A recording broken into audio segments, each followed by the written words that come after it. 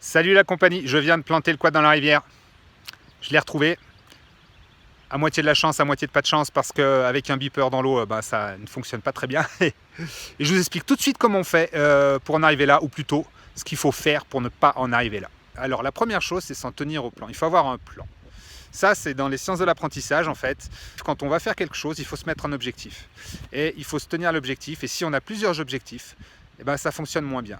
Nous, ce qui nous intéresse en FPV, c'est voler et faire de l'image.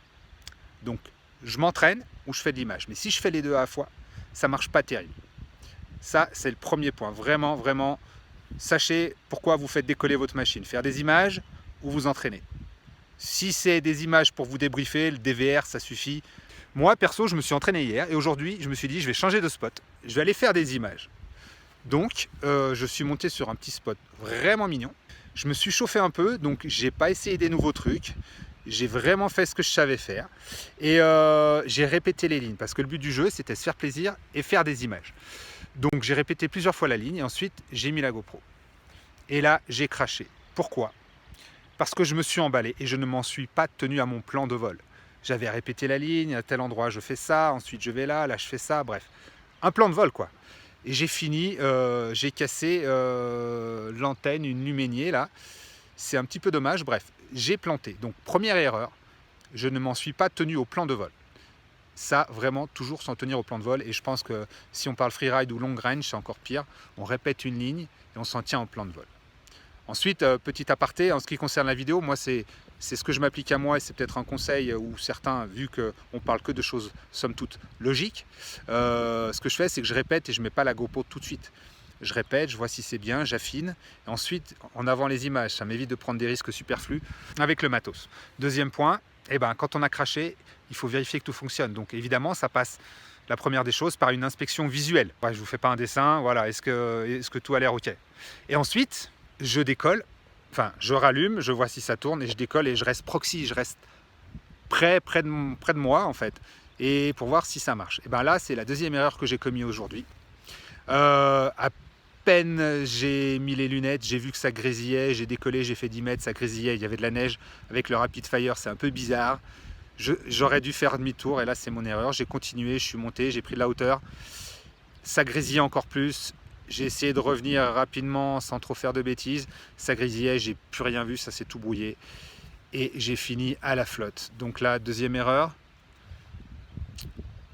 On voit si ça fonctionne avant de s'envoler à perpète les oies, quoi. Ensuite, ça c'est pas une erreur, c'est quelque chose que j'avais fait fort heureusement, c'est brancher le DVR à chaque vol. Pourquoi ? Bien, si je m'entraîne, ça me permet le soir à la maison de me débriefer, de voir si c'est vraiment comme ce que je pensais, ce que je peux améliorer, bref, un débrief, un feedback vidéo. Et l'autre, encore plus importante, c'est je regarde les dernières images pour essayer d'évaluer au mieux l'endroit où le drone a pu se cracher. Alors des fois, là vous allez voir, c'est moins évident que d'autres fois. Et voilà. Ensuite, une autre erreur à ne pas commettre, si votre quad il est au fond de l'eau, il faut débrancher la lipo sous l'eau. Ça vous évitera des désagréments électroniques ultérieurs. Donc voilà les petits tips du jour, je pense ne rien avoir oublié pour la leçon d'aujourd'hui. Alors, on pourrait rajouter au niveau des neurosciences, les gens parlent, les scientifiques parlent du cerveau avec un système 1 et un système 2, éventuellement un système 3. Système 1, c'est celui qui ne réfléchit pas, il y va comme ça, à l'émotion. Celui-là, il faut l'inhiber pour plein de choses. De temps en temps, il faut l'inhiber. Et là, en l'occurrence, je ne m'en suis pas tenu à mon plan de vol parce que je ne l'ai pas inhibé. J'étais content, ouais, tout passe comme je voulais, tout nickel, ouais, c'est de la bombe.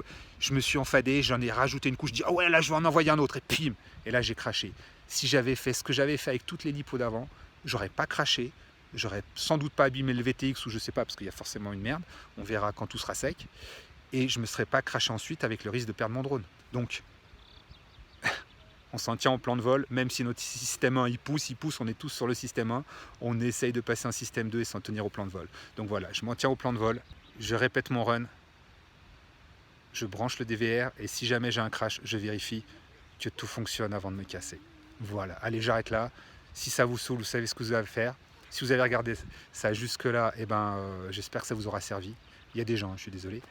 Et moi, je vous dis à une prochaine et je reviendrai sur le spot. Il n'y a pas moyen parce que ce truc-là, je vais le torcher et vous verrez pourquoi je veux le torcher. Tout simplement. Allez, ciao!